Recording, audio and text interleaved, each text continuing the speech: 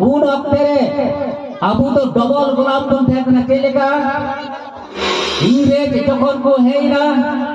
तखन ब्राह्मण को उन समय जो सदीन को थाना को गुलाम को बनाव ले को और अबू तो ब्राह्मण रन गुलाम थान कना उन समय रे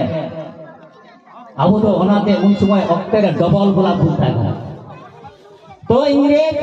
चिका उन सो जमीदार को था कना ब्राह्मण के जो जमीदार ब्राह्मण को था कना तो टाका को छुलो थाना पयते खय